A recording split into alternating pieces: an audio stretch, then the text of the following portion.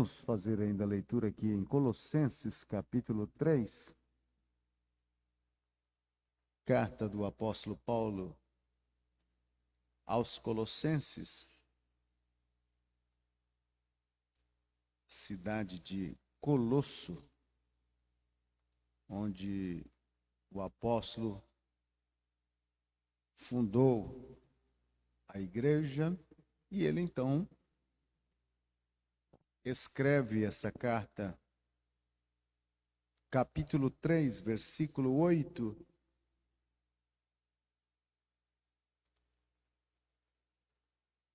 até o versículo de número 17. Vamos começar no versículo 5, para que o parágrafo seja completo. Diz assim o apóstolo: Fazei, pois, morrer a vossa natureza terrena. E o que é que essa natureza terrena promove? Olha, prostituição, impureza, paixão lasciva, desejo maligno e a avareza, que é a idolatria. Por estas coisas é que vem a ira de Deus sobre os filhos da desobediência. Versículo 7. Ora, nestas mesmas coisas andastes vós também noutro tempo, quando viveis nelas. Agora, porém, despojai-vos igualmente de tudo isto: ira, indignação, maldade, maledicência, linguagem obscena do vosso falar. Não mintais uns aos outros, uma vez que vos despistes do velho homem com os seus feitos, e vos revestiste do novo homem, que se refaz para o pleno conhecimento, segundo a imagem daquele que o criou, no qual não pode haver grego nem judeu, circuncisão nem incircuncisão, bárbaro, cita, escravo, livre, porém Cristo é tudo em todos. Versículo 12. Revesti-vos, pois, como eleitos de Deus, santos e amados, de ternos afetos, de misericórdia, de bondade, de humildade, de mansidão, de longanimidade. Suportai-vos uns aos outros, perdoai-vos mutualmente, caso alguém tenha motivo de queixa contra outrem. Assim como o Senhor vos perdoou, assim também perdoai-vos. Acima de tudo isto, porém, esteja o amor, que é o vínculo da perfeição. Seja a paz de Cristo árbitro em vosso coração, a qual também fostes chamados a um só corpo, e sede agradecidos. Habite ricamente em vós a palavra de Cristo, instruindo-vos, aconselhando-vos mutualmente em toda a sabedoria, louvando a Deus com salmos e hinos e cânticos espirituais, com gratidão em vosso coração. E tudo o que fizerdes, seja em palavra, seja em ação, fazei em nome do Senhor, dando por ele graças a Deus Pai. Amém? Sentai-vos, irmãos. Eu estava esta semana pensando sobre a questão da vida cristã, e algumas conclusões se tornam tão lógicas que não é difícil aceitar Jesus como Salvador. Receber a Cristo como Salvador é uma das coisas mais fáceis, necessária e fáceis de ser concretizada. Ser batizado em águas também não é difícil. O batismo é um sinal de um testemunho público de que agora a sua fé está em Cristo Jesus e você pertence a Ele. Ser batizado com o Espírito Santo, o batismo com o Espírito Santo está à disposição de todos. Basta querer e buscar. Está aí. Pertencer a uma igreja também não é algo difícil, porque o que mais há hoje são igrejas em todas as direções, em todas as cidades. Por exemplo, se nós traçarmos aqui um raio circular de 500 metros, nós daremos com mais de 20 ou quem sabe até 30 igrejas nesta nossa região. Então, igrejas, locais de culto, de adoração, denominacionais, estão para todas partes, também não é difícil. Sabe o que é difícil? É viver a vida cristã. Isto sim é difícil.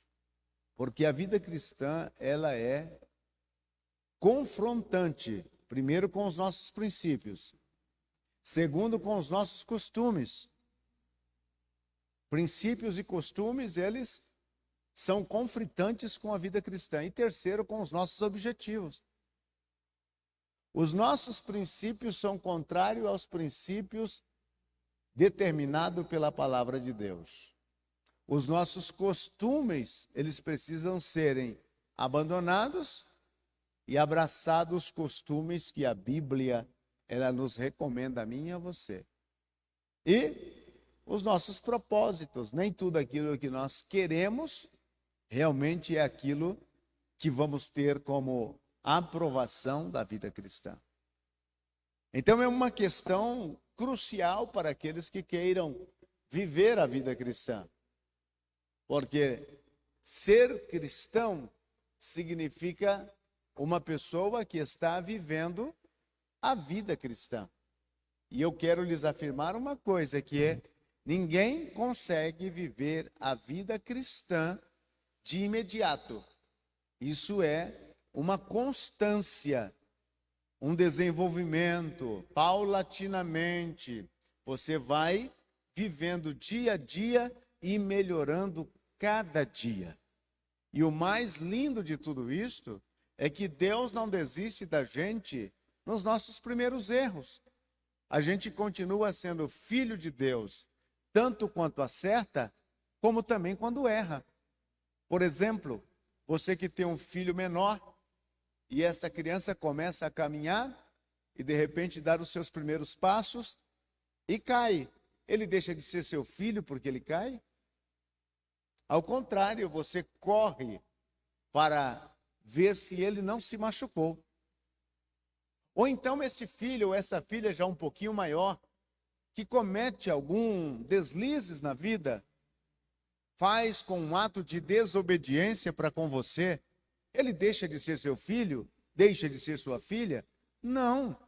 Ele realmente revelou que ele tem uma falha de caráter. E isso precisa ser trabalhado. E o que faz Deus? Através do Espírito Santo. Começa a trabalhar esta falha de caráter. Então Deus não desiste de mim e de você em nenhum momento. Não importando o quanto nós temos acertado, o quanto nós temos errado, o quanto nós temos falhado, o quanto nós temos pecado. Deus não desiste. Porque quando Deus nos salvou, Ele já sabia que a gente era assim. Ele já sabia, já nos conhecia. O que é que Deus apostou em nós? A possibilidade de uma mudança completa. Mas não será uma mudança radical. Você dormiu como pecador e levantou como santo. Não é isto. É uma mudança que ela vai acontecendo dia atrás dia, momento atrás momento. Em alguns, esta mudança, ela tem mais facilidade. Outros, leva tempo. E tem outros que até morrem sem conseguir atingir este objetivo de mudança. E aí alguém me perguntou: pastor, será que uma pessoa que tem um problema sério na sua vida e não conseguiu superar este problema e morreu com este problema, ele vai ao céu ou vai ao inferno? Notou que a gente está preocupado sempre com as outras pessoas, se eles vão ao céu ou se eles vão ao inferno? Por que a gente não se preocupa com a gente? Havia um rapaz que perguntou para o Senhor Jesus: Senhor, são muitos que salvam?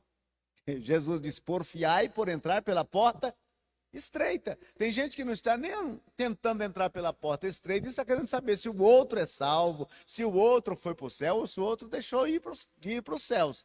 Eu creio, irmãos, que uma pessoa que recebeu a Jesus como Salvador, ainda que durante a sua vida venha lutando com alguns problemas, ele, na verdade, foi salvo, é salvo, porque nós somos salvos para nos santificar e não vamos alcançar o objetivo final, a não ser depois que atravessarmos os portais de pérolas. Enquanto estivermos aqui, vamos batalhar. E alguém olha para mim e diz: ah, que maravilha, então eu não preciso me preocupar com este problema. Não, este problema pode impedir que você receba aquilo que Deus tem para a sua vida. Então eu e você temos a oportunidade de lutar contra estes percances que causa alguns certos desconforto e também controvérsia com a nossa vida cristã. Então, viver a vida cristã, ela não é fácil, porque a vida cristã exige caráter. Então, você recebe a Jesus como Salvador e agora você vai começar uma mudança de caráter. Algumas coisas, ou uma grande parcela das coisas, o Senhor arranca de uma vez de sua vida. Mas existem muitas outras que ficam. Ou, muitas vezes até arrancou de nós, mas nós vamos lá onde foi deixado e pegamos e trazemos de volta.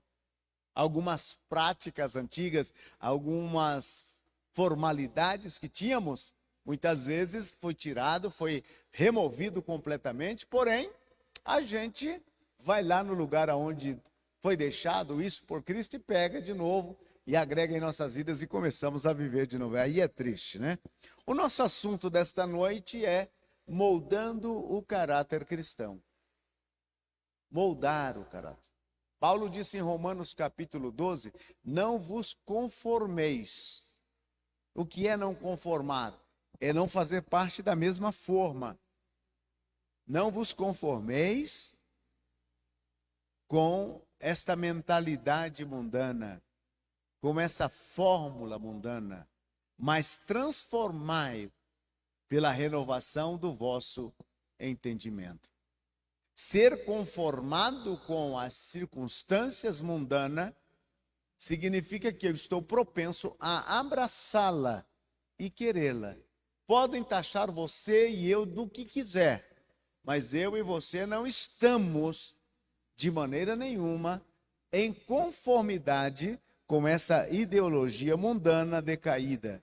Por mais que somos afetados, mas isso não significa que estamos de acordo, que aceitamos. Podem nos chamar-nos de preconceituosos, porém o que eles nos diz preconceito, nós dizemos que são conceitos bíblicos para mim e para você vivermos nessa terra. Mas o que é caráter então, pastor? Se vamos moldar o caráter, o que é caráter? Caráter não é karatê. Caráter é um conjunto de virtudes que se torna característica de uma pessoa.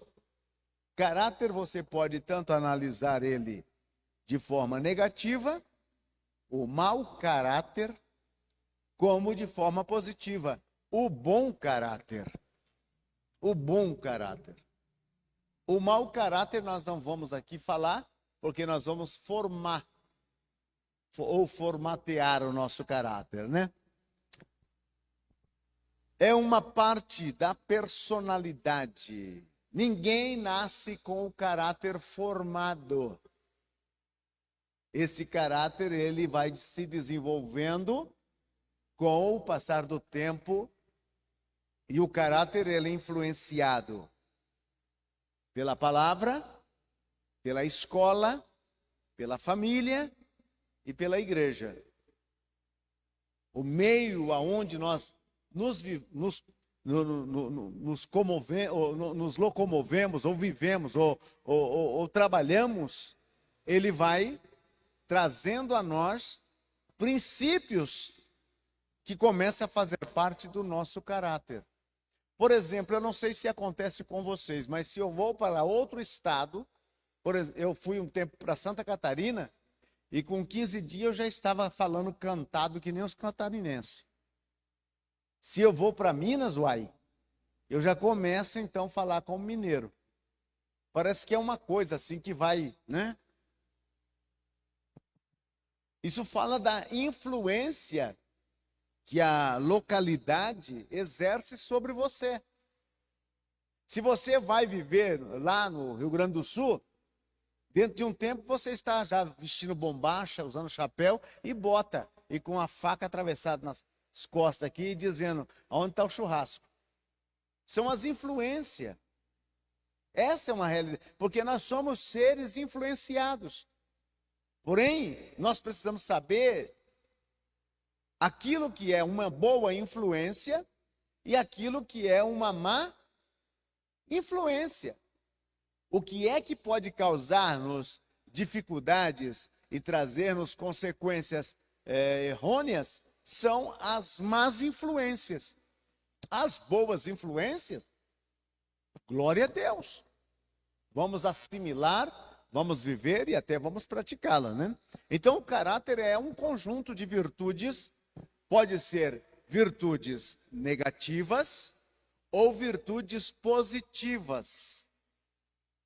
E nós temos tanto a negativa como também a positiva. O grande problema é quando temos mais negativo do que positivo, aí dá choque. O nosso caráter, ele tem que contar com virtudes de maior quantidade e qualidade do lado positivo do que do lado negativo. Em Cristo Jesus, ou antes de Cristo, era o contrário. Nós tínhamos mais questões negativas que positivas. Agora, em Cristo, nós temos mais questões do nosso caráter positivo do que negativo. Agora, existem coisas negativas em nosso caráter que elas precisam serem eliminadas. Eliminadas. E como é que nós vamos fazer? Deus usa 3 agentes poderosíssimos para fazer com que eliminemos de nós as coisas más em nosso caráter e venhamos a agregar coisas boas. Primeiro, a Bíblia, a palavra de Deus. Ela é um espelho que nos mostra realmente como somos. Depois nós temos o Espírito Santo. Não se esqueça que uma das funções do Espírito Santo é santificar-nos. E terceiro, nós temos a igreja como a nossa sociedade de convivência. Então, as pessoas na igreja, elas trazem a nós uma influência para que nós venhamos viver um bom caráter. O Espírito Santo age no nosso interior, santificando as partes que não são tão louváveis que estão no nosso interior. E a palavra de Deus nos corrige, nos orienta, nos instrui e nos coloca no caminho real para ser caminhado. Ela vem nos dando esse conjunto de valores para as nossas vidas. O caráter é a característica responsável por nossas ações ou reações. Uma pessoa de boa índole, ou de bom caráter, ela age da mesma forma no privado como em público. E da mesma forma em público, no privado. Se ela é uma pessoa que evita falar ou ter um linguajar de palavreados baixo, ela não somente evita de falar no público, como também no privado. Então, é um conjunto de características de ação e de reação. Como é que ela reage? Como que ela reage diante de circunstâncias? Por exemplo, Jesus disse, se alguém te bater de um lado da face, você deve dar o troco. É isso? Você deve dar o outro. Então, se bateu do lado direito, deu o lado esquerdo, né? Bateu de um lado, deu o outro lado. Se uma pessoa tem um mau caráter, como é que ele reage a uma situação como esta? Se bater de um lado, Antes dele receber o taponaço no rosto, ele já está aplicando do outro lado. Como que você reage diante de uma situação adversa? Como que você reage, por exemplo, se alguém te condena dizendo que você roubou alguma coisa? Qual é a sua reação? Então, quando uma pessoa tem um conjunto de caráter positivo, norteado pela palavra, santificado pelo Espírito e influenciado pela igreja, a sua reação não é uma reação intempestiva, destrutora. Não. Ele não é aquele cristão que disse, não, o meu coração é de Jesus, mas os meus braços não. Ele entende que todo ele pertence a Jesus. Então são essas características que faz a diferença quando você está perdendo alguma coisa, está disposto a abrir mão daquilo que está perdendo, ou você luta usando de todo tipo de artifícios e armas para poder reconquistar.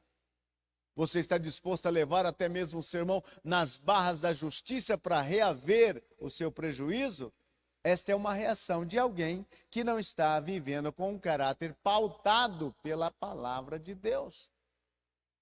Agora, como é que este caráter, esses princípios, essas maneiras, elas vão influenciando em nossas vidas, elas vão nos moldando com o passar do tempo? Eu não posso ser pior hoje do que fui ontem. Hoje eu tenho que estar melhor um pouco.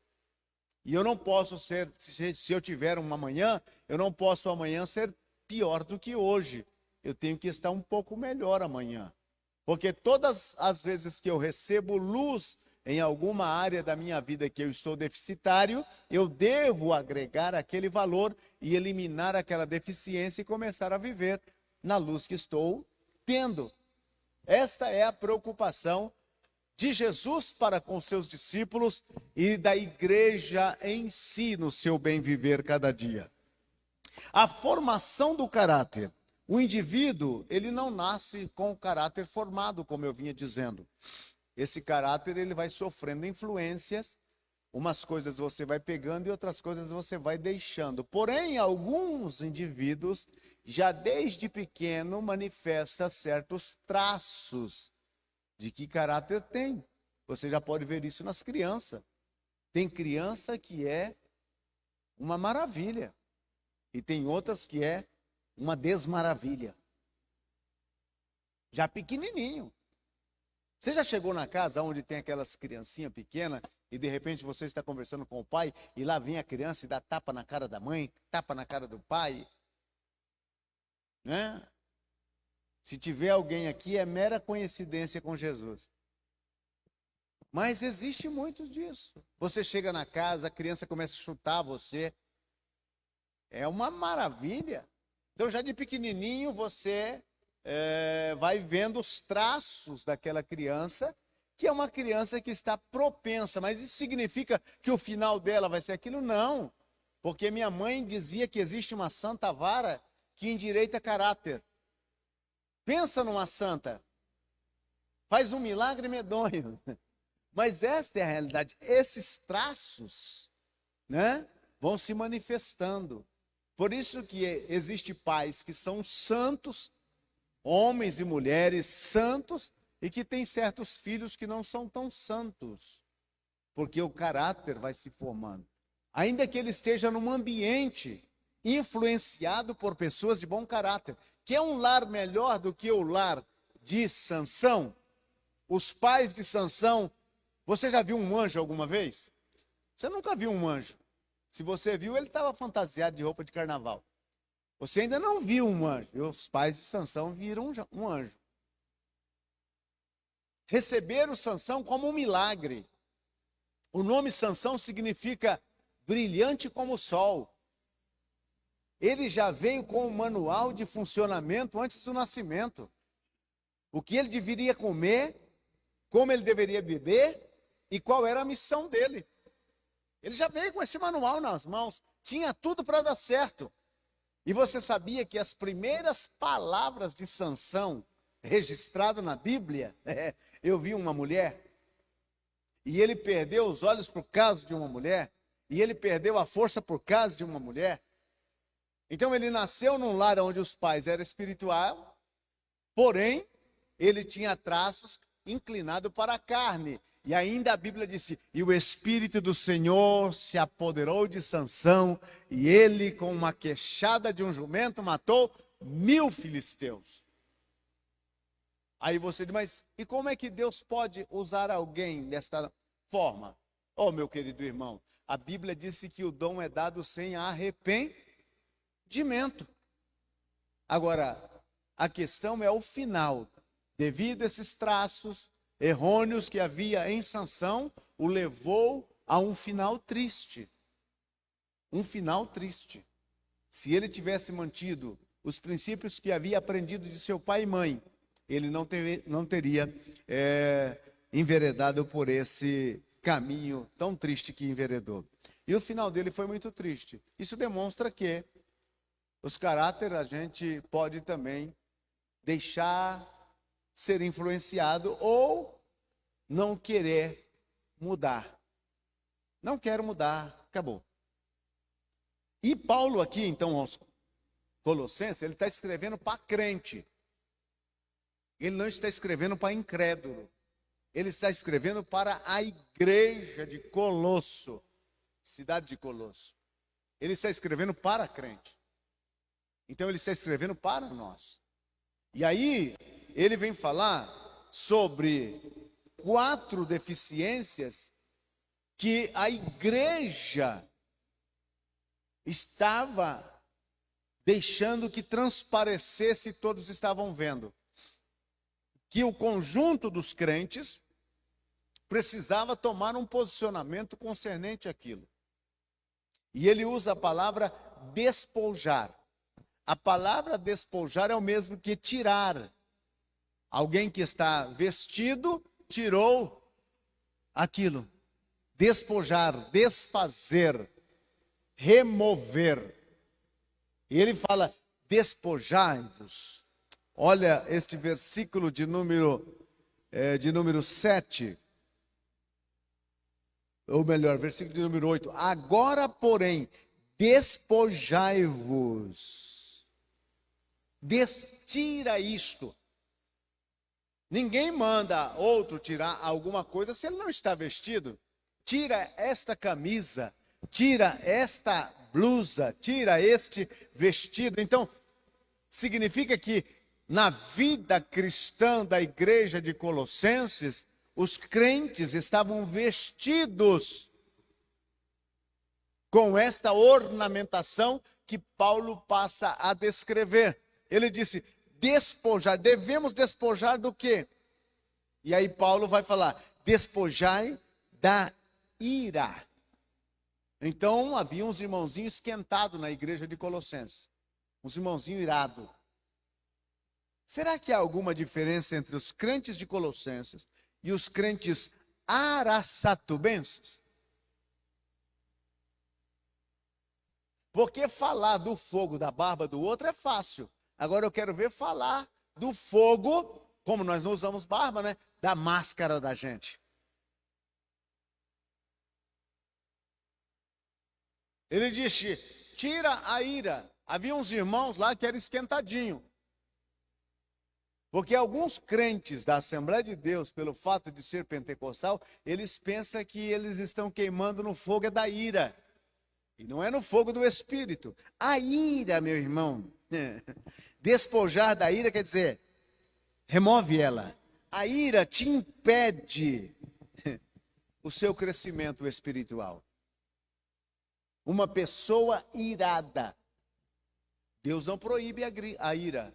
Paulo diz, irai-vos, mas não pequeis, não se ponha o sol sobre a vossa ira. Tem um pessoal que eles iraram de manhã, ele passa manhã, tarde, noite, semana toda, mês todo, ano todo, porque a ira, ela é o princípio de uma abertura para o ódio. Começa apenas como uma ira não resolvida se transforma em um ódio que conduz à morte. Irou, ficou irado com aquela situação, irado com aquela pessoa, e ao invés de solucionar o problema da ira naquele momento, não, ele guardou no coração, tornou-se ressentimento, depois de ressentimento, amargura, depois de amargura, ódio. É um abismo chamando outro abismo. E uma pessoa que guarda ódio no coração, ele não cresce, ele não se desenvolve como pessoa, como cristão e na vida espiritual. Muitas vezes Deus tem um projeto grande para aquela pessoa, mas devido ao fato que ele armazenou no coração a ira, dando fórmula agora para o ódio, esta pessoa, ela consegue frustrar o projeto de Deus na vida dela. Quem pode danificar o projeto de Deus na minha vida e na sua vida, sou eu mesmo. E não adianta colocar a culpa no diabo. Porque nós somos espertos de colocar a culpa nas outras pessoas. Encontraram Satanás sentado ali naquela esquina do batidão ali, chorando, desesperado. Perguntaram para ele: Satanás, por que você está chorando? Ele disse: é os crentes ali da Assembleia de Deus de Belém. Mas por quê? Não, todas as coisas erradas que acontecem com eles, a culpa é minha. Quer dizer, nós nunca assimilamos a nossa culpa. E sempre nós achamos que a culpa é do outro. E não é assim. Quem pode danificar o projeto de Deus na minha vida sou eu, se eu abrir uma brecha para a ira e não sanar este problema da ira, ela pode se transformar em raiz de amargura, ela pode se transformar em ódio cruel. E aí, meu querido irmão, tudo aquilo que estava para acontecer de bom é colocado em uma conta para o mal. E o que nós mais temos são pessoas que vivem movido pela ira. Movida, parece que ele anda com sangue no pé da goela. Não consegue ouvir uma palavra, ele já está, em ponto de matar e destruir. A palavra de Deus, ela proíbe a ira. Proíbe a ira continuada. Mas a Bíblia diz: irai-vos, mas não pequeis, porque a partir do momento que você ira para entrar no terreno pecaminoso, é só mais um passo. Ah, hoje eu estou irado, não apareça aqui na minha frente, porque senão eu mato um. E assim por diante. E crente irado, ele é um perigo, porque a ira cega. A pessoa fica cega completamente e comete desatinos. Quantas pessoas que no momento de ira colocou tudo para perder. E depois ele foi tentar emendar os cacos e já não tinha mais como emendar. Então, muito cuidado com uma ira. Se você vê que você vai ficar irado, conte até 10. Se até 10 não deu, conte até 100. E se não deu até 100, continue contando. Uma hora você esquece. Cuidado com ela. Paulo disse: despojando-vos da ira, eliminando ela. A ira também é um obstáculo para a oração. Paulo a Timóteo, ele disse: levantando as mãos sem ira e sem contenda. Na carta que ele escreve para Timóteo, em 1 Timóteo 2,8, disse: olha, que os homens façam a oração, levantando as mãos santas, sem ira e sem contenda. Então, na hora da oração, você está irado? Não, Senhor, o Senhor sabe que eu estou irado. E aí Deus fala: ah, meu filho, joga um balde de gelo na cabeça dele. Se você ficar irado, toma um banho frio. Nesses dias de frio assim, liga no frio, chuveiro lá e entra debaixo, até que a ira sai. Ou sai a ira ou sai o couro, mas uma das duas coisas vai sair. Então não ire, porque a ira pode impedir a sua oração. Irado com uma esposa e depois você vai orar? O Espírito Santo fala: não estou nem te ouvindo. Irado com o esposo e depois você vai orar? Não esquece. Deus não atende oração de crente irado. A única coisa que você deve irar mesmo é contra o pecado. Aí sim, Deus fala: você é dos meus, fica aqui comigo. Segunda coisa que Paulo disse para os irmãos araçatubense se despojar. Ele fala de toda a malícia. O que é a malícia? Ele usa a palavra maledicência. É usar a ciência para a malícia. projetar uma malícia,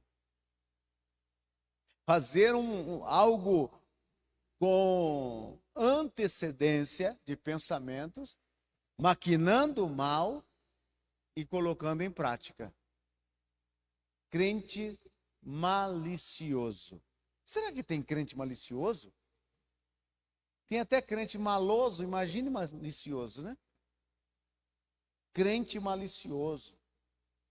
É por isso que Jesus já fechou a porta lá em Mateus capítulo 6. Se alguém olhou para uma mulher com segundas intenções, já pecou. E mulher também que olhou para o homem, porque não é só o homem que olha para a mulher. Tem mulher que também olha para o homem. Essa é uma realidade. Algumas olham e dizem, poxa, é malícia. E já cometeu no coração o pecado. A malícia é um desejo que é maquinado dentro do coração e colocado em prática. Ninguém cai em adultério da noite para o dia. Sempre tem um progresso, um procedimento progressivo. Primeiro é um olhar, depois é uma conversa, depois é uma mensagem. Hoje está muito em moda, né? Uma mensagem no celular. Esse miserável chamado WhatsApp, que tem acabado e destruído com muitos casamentos, com muitos relacionamentos, que tem feito uma desgraça de uma tal forma no meio da igreja. Irmãos, da igreja, destruído, acabado, aterrorizado. E vai essas conversas, e dessas conversas para outras questões, e no final, tudo aquilo que Deus abençoou num altar, tudo aquilo que Deus prometeu num altar, tudo aquilo que Deus impetrou como bênção no altar, terminou na cama de motel, de um casal diferente e estranho com o outro. Isso está acontecendo no meio da igreja, no meio do povo. Tem muita gente que está nos acompanhando pela internet e sabe muito bem daquilo que eu estou dizendo. A situação está cada dia mais terrível. E os homens, tanto os homens como mulheres, eles estão usando a malícia e dando vazão a ela para cometer as piores práticas pecaminosas. Que Deus nos guarde. Paulo disse para os araçatubenses da Assembleia de Deus, despojando da malícia. A malícia, ela é condenada por Deus. Deus condena a malícia. A malícia, ela é própria dos pecadores. Os pecadores, longe da iluminação e da redenção, eles já de antemão fazem os projetos e colocam em prática aqueles projetos cheios de maldade. A mim e a você, pedimos ao Espírito Santo que purifique a nossa mente, o nosso coração, e vamos ajudar o Espírito Santo, irmão. Vamos ajudar ele. Olha, como é que eu posso ajudar ele? Fazendo a minha parte. Eu posso entrar com a minha parte no processo da santificação. Se eu sei que eu tenho problema em áreas da minha vida, o que eu devo fazer? Vigiar. Vigiar naquela área. Aí os crentes aprenderam uma desculpa mais sem vergonha possível e imaginável. A carne é fraca. Que carne é fraca da onde, meu irmão? Se carne fosse fraca, você estava vencendo. É só viver no Espírito e não satisfazeis o desejo da carne, diz a palavra. Então não temos desculpa. Ai, pastor, eu estou nessa situação, mas eu preciso de ajuda. O Espírito Santo está a seu dispor, basta você querer. Agora, eu tenho problema, pastor, com a questão de roubo. Eu planejo roubar as coisas. O que eu faço, pastor? Olha, se você sabe que você tem problema com roubo, fique longe da carteira dos outros.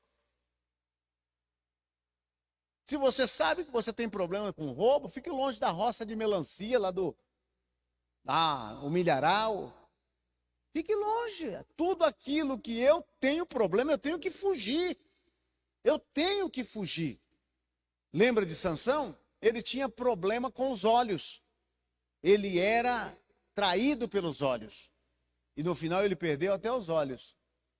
Perdeu a liberdade, perdeu o cabelo e foi para o cárcere, né? E no final perdeu a vida. Então, meu querido, a malícia, ela é uma prática que os pecadores usam. E deste mundo de pecado, o Senhor já nos tirou. E Ele quer é santificar as nossas vidas, porque Ele vem buscar um povo santo, zeloso, de boas obras. Terceiro, despojar-se das palavras torpes. É o que o apóstolo Paulo está dizendo à igreja, aos Colossenses. Ele disse no versículo de número 8: agora, porém, despojai-vos igualmente de tudo isto: ira, indignação, maldade, maledicência, linguagem obscena no vosso falar. Essas são as palavras torpes. O que é uma linguagem obscena? Traduzindo para mineirês, o que é linguagem obscena? Piadinhas de baixo calão. São as piadinhas sem valor, que não sei o quê. Eu conheci um pastor que ele contava piada e falava línguas. O que você acha de um trem desse? Não me pergunte se ele está no céu. Porque eu não sei. Quando chegar lá, nós vamos procurar por ele. Se ele não estiver lá, ele deve estar num lugar mais quentinho. Mas esta é a realidade. As pessoas usam de piadas. Piadas de baixo calão, piadas pesadas, suja. Coisa mais triste. É por isso que o Salmo 1 disse: bem-aventurado o homem que não anda no caminho dos pecadores. Não se detém e nem se assenta. Antes tem o seu prazer na lei do Senhor. E na sua lei medita de dia e de noite. Então, cuidado com as palavras que não têm um linguajar sadio, santo, puro. Seja o vosso falar sim, sim, não, não. Não pode uma mesma fonte produzir água saudável e água contaminada. Não pode uma mesma árvore produzir frutos bons e espinheiro. Não, cada um tem o seu gênero. Se você é do gênero santo, você deve ter um linguajar também santo. Também santo. Tem uns irmãos que, graças a Deus, que aqui em Araçatuba também tem esse tipo de gente, que eles soltam cada nome, meu irmão. Mas cada nome que até o anjo da guarda foge de medo quando escuta ele falando. Lá na casa de longe se escuta o que ele está dizendo. O tratamento. Olha, isso aqui é para nós casais. Cuidado com as palavras que você direciona em direção ao seu cônjuge. A Bíblia disse que tanto o homem tem que tratar com respeito à esposa, como a esposa também tem que tratar o homem com respeito. E aí começa a usar palavras pesadas, palavras sem sentido, diante dos filhos, e depois quer que... Aí vem para a igreja e diz: a minha família está a serviço de Deus. Devemos ter cuidado. Cuidado com as palavras que causam problemas para a sua vida espiritual. A minha boca e a sua boca deve ser santa.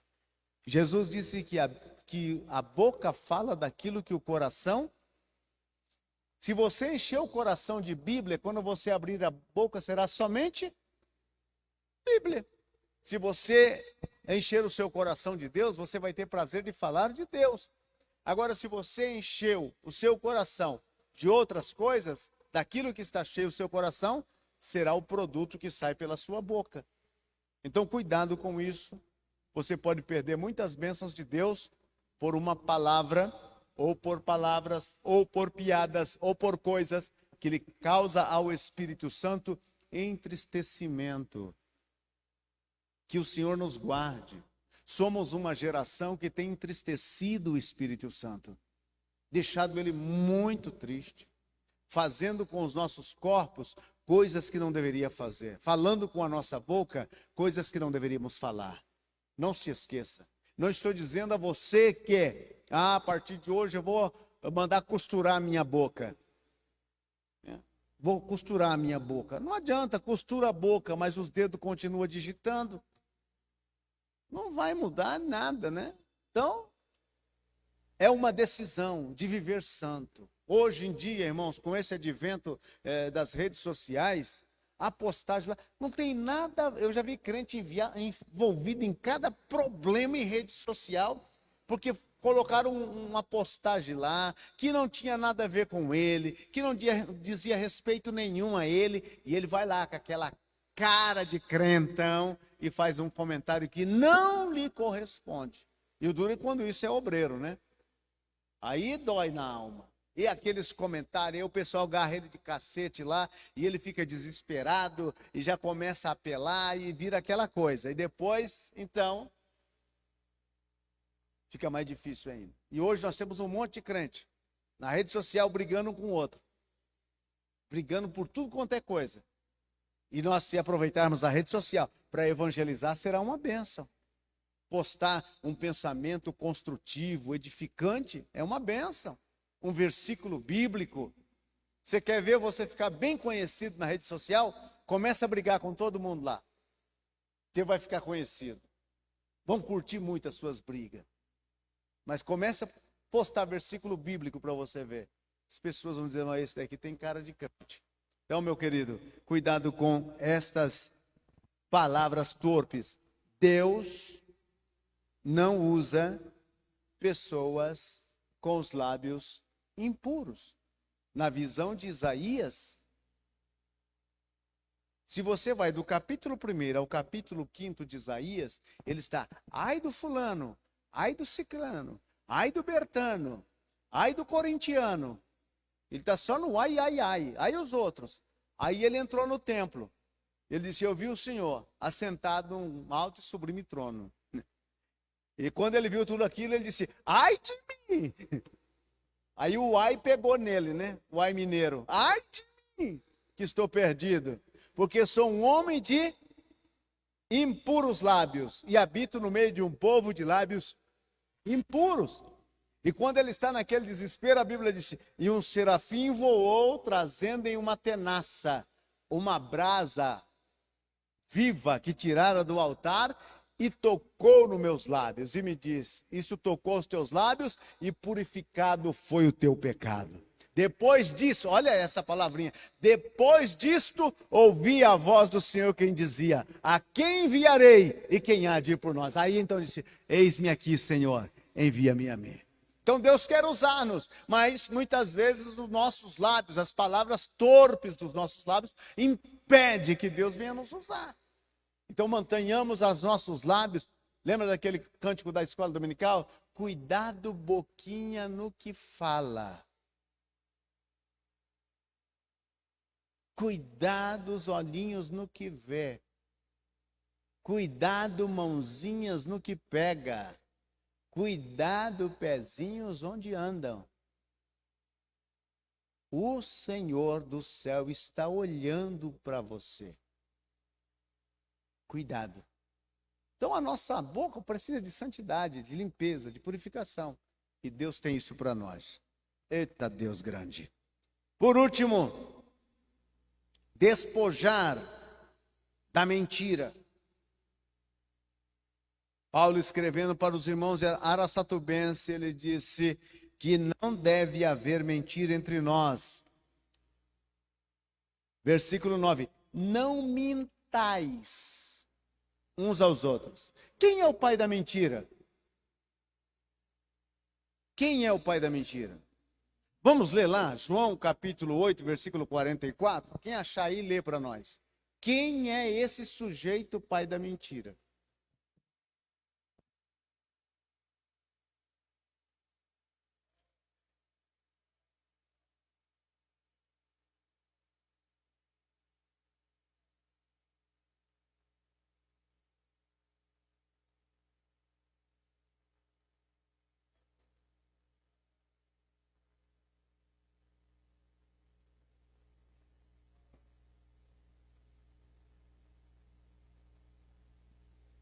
Então, quem é o pai da mentira? Olha, meu querido, despojar da mentira. Mentir nem por brincadeira. Mentira.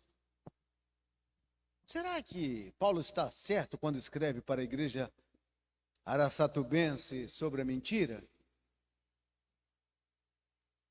Mentir nos negócios.